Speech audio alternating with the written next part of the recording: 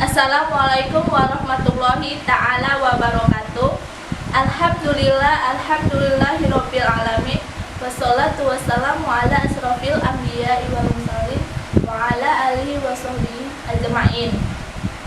Perkenalkan, nama saya Alfian Nuridat dari kelas Biologi 1 Stambul 18, Fakultas Sains dan Teknologi Universitas Islam Negeri Sumatera Utara. Oke, di sini saya akan menjelaskan tentang regenerasi. Sebelumnya, apa sih yang dimaksud dengan regenerasi? Regenerasi merupakan memperbaiki bagian tubuh yang rusak atau lepas kembali seperti semula. Ya, menurut Adnan et al. 2007, regenerasi merupakan suatu peristiwa yang terjadi atas beberapa tahap, yaitu yang pertama, penyembuhan luka. Yang kedua adalah penyembuhan jaringan. Yang ketiga adalah pembentukan blastoma. Yang keempat adalah morfologi dan rediferensiasi. Nah, dapat disimpulkan bahwa regenerasi adalah kemampuan untuk memperbaiki sel, jaringan, atau bagian tubuh yang rusak, hilang, atau mati. Pada hewan tingkat tinggi, proses regenerasi hanya terbatas pada jaringan saja. Namun, pada hewan tingkat rendah, proses regenerasi dapat sampai pada tingkat organ. Mekanisme regenerasi yaitu pembentukan kembali proses morfogenetik pada tahap lanjut dari siklus ontogenetik adalah dengan cara destruksi sebagian sistem yang telah berkembang sebagai hasil perkembangan sebelumnya. Peristiwa regenerasi bagi organisme merupakan hal yang sangat penting karena proses yang esensial selama perjalanan hidup organisme. Adanya bagian tubuh yang lepas akibat ketuaan atau kecelakaan, dengan proses regenerasi bagian tubuh yang lepas akan diganti dengan kembali dengan jaringan baru. Dan juga beberapa organisme proses regenerasi merupakan hal yang sangat penting dalam reproduksi secara seksual. Regenerasi pada invertebrata, salah satunya adalah filum Arthropoda. Arthropoda dari kelas Crustacea termasuk ke dalam hewan yang tinggi daya regenerasinya di dalam filum tersebut, baik di tingkat larva maupun dewasa. Akan tetapi, pada insekta terbatas pada waktu larvanya saja.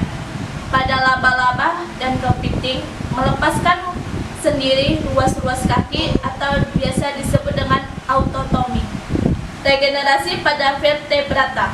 Pada mamalia termasuk manusia, daya regenerasinya kecil sekali, hanya terbatas pada taraf histologis, tidak sampai anatomisnya. Jaringan yang dapat beregenerasi ialah tulang rawat, otot, saraf, jaringan ikat, dan juga beberapa kelenjar pencernaan seperti hati dan pankreas. Adapun tipe-tipe regenerasi. 1. Regenerasi morfolaksis, yaitu suatu proses perbaikan yang melibatkan regenerasi bagian tubuh yang masih tersisa untuk memulihkan kembali bagian tubuh yang hilang. Pemulihan bagian yang hilang itu sepenuhnya diganti oleh jaringan lama yang masih tertinggal. Yang kedua adalah regenerasi intermediate yang melibatkan pembelahan sel-sel tetapi mempertahankan fungsi sel yang telah terdiferensiasi. Regenerasi intermediate biasa disebut juga dengan sebagai regenerasi konservatori. Pada regenerasi ini, sel-sel membelah telah mempertahankan fungsi sel yang telah terdiferensiasi, di mana tipe regenerasi konservatori khas pada hati manusia. Yang ketiga adalah regenerasi epimorfik, yang merupakan salah satu tipe regenerasi yang melibatkan diferensiasi struktur dewasa untuk membentuk. Yang ketiga adalah regenerasi epimorfik, yang merupakan salah satu tipe regenerasi yang melibatkan diferensiasi struktur dewasa untuk membentuk massa sel yang belum terdiferensiasi. Massa sel tersebut dikenal dengan blastema. Apa sih maksud dengan metamorfosis? Metamorfosis adalah suatu proses perubahan atau perkembangan biologi pada hewan yang melibatkan berubahnya fisik atau struktur pada tubuh hewan tersebut yang dimulai dari penetasan atau kelahiran hewan tersebut.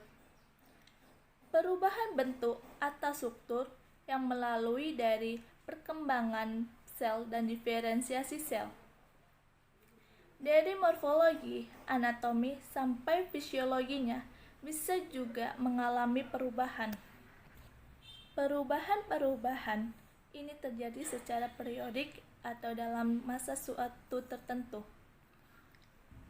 dan juga merupakan siklus hidup yang melekat pada hewan. Pada hewan yang berubah bentuk dari tubuhnya yang tidak mirip sama sekali dengan masa mudanya, maka disebut dengan metamorfosis sempurna.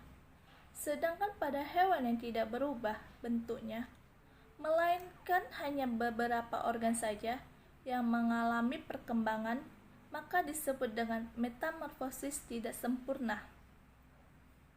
Jenis-jenis metamorfosis yaitu yang pertama adalah metamorfosis sempurna atau biasa disebut dengan holometabola.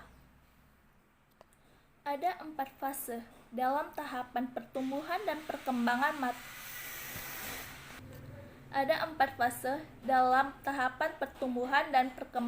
pada metamorfosis sempurna ini, yaitu yang pertama adalah fase telur. Pada fase telur, hewan-hewan betina ini yang menetaskan telurnya akan meletakkan telur tersebut di tempat yang sesuai dengan kebutuhan dan dengan perkembangan calon anaknya. Dari awal peletakan telur hingga telur menetas membutuhkan waktu antara 3-5 hari. Yang kedua adalah fase larva. Ketika fase menjadi larva, merupakan bagian hewan muda, sehingga pada fase ini hewan-hewan sangat aktif untuk makan. Oleh karena itu, induknya akan meletakkan telur-telur tersebut pada tempat yang sesuai dengan jenis makanannya, sehingga bisa terus berkembang dan mempertahankan hidupnya. Pada fase ini membutuhkan waktu 5-7 hari. Yang ketiga ada fase pupa. Pupa ini sering disebut juga dengan kepompong, yang merupakan fase transisi penuh yang akan merubah bentuk dari semasa menjadi larva muda untuk menuju ke hewan dewasa. Fase ini biasanya membutuhkan waktu 7-20 hari, tergantung pada spesiesnya. Fase pupa ini memiliki waktu yang bervariasi untuk menjadi hewan dewasanya. Yang keempat, ada fase dewasa. Pada fase ini disebut juga dengan imago. Cara untuk beradaptasi, mendapatkan makanan, bahkan sampai ke habitatnya, umumnya akan berubah dan berbeda dengan semasa menjadi larva. Fase imago ini juga merupakan fase reproduksi, di mana hewan akan mengadakan perkawinan antara jantan dengan betina yang akan membentuk telur-telur baru dan akan kembali lagi ke siklus awalnya. Metamorfosis pada katak dimulai dari telur yang setelah memakan waktu kurang lebih dari 10 hari. Telur katak tersebut akan bertransformasi menjadi berudu. Berudu ini seperti ikan kecil yang berwarna hitam yang memiliki struktur tubuh yang belum sempurna. Meski demikian, pada usia 2 hari, berudu tersebut akan memiliki insang yang digunakan untuk bernafas. Menginjak usia kurang lebih 3 minggu, insang pada berudu secara alamiah akan hilang sebab tertutup oleh kulit yang tumbuh. Memasuki umur 8 minggu, pada berudu akan dijumpai kaki belakang yang memulai tumbuh. Selanjutnya, saat kaki belakang telah bersama baru, kemudian kaki depan perlahan muncul sampai akhirnya tumbuh secara terus-menerus hingga berudu mencapai usia kira-kira 12 minggu. Selanjutnya, pada berudu juga akan muncul ekor yang terlihat pendek. Dan selanjutnya, berudu juga akan mulai bernapas menggunakan paru-paru dan secara perlahan menjelma menjadi katak yang dewasa dengan struktur badan yang sempurna. Yang kedua ada metamorfosis yang tidak sempurna. Pada metamorfosis tidak sempurna, hewan juga akan mengalami perubahan struktur pada tubuhnya, akan tetapi tidak terlalu mencolok. Beberapa hanya organ saja yang mengalami perubahan fisiologinya. Metamorfosis tidak sempurna ini disebut dengan hemimetabola. Siklus metamorfosisnya lebih singkat daripada metamorfosis sempurna, yaitu dimulai dari telur, nimfa, dan sampai imago. Yang dimana pertama ada telur. Telur tidak jauh beda dengan pada metamorfosis sempurna. Di siklus ini, telur-telurnya juga diletakkan pada tempat yang sesuai dan pastinya aman untuk perkembangan si embrio. Embrio ini dilindungi dengan struktur telur yang memiliki cangkang yang terbuat dari zat kitin sampai pada waktunya akan menetas menjadi nimfa. Yang kedua, ada nimfa. Nimfa adalah hewan muda yang mirip dengan hewan dewasa tetapi berukuran lebih kecil dengan perbandingan tubuh yang berbeda. Nimfa akan mengalami molting atau pergantian kulit. Setiap kali setelah molting, makhluk hidup itu akan kelihatan lebih mirip dengan hewan dewasa. Berbeda dengan kelompok Holometabola, Hemimetabola langsung memiliki bentuk hewan yang sesungguhnya. Nimfa yang ukurannya lebih kecil. Nimfa akan mengalami pertumbuhan dan perkembangan untuk kematangan organ reproduksi. Nimfa juga mengalami eksidisis untuk mengganti kerangka luar tubuhnya akibat pertumbuhan dan membuat ukuran tubuhnya semakin membesar.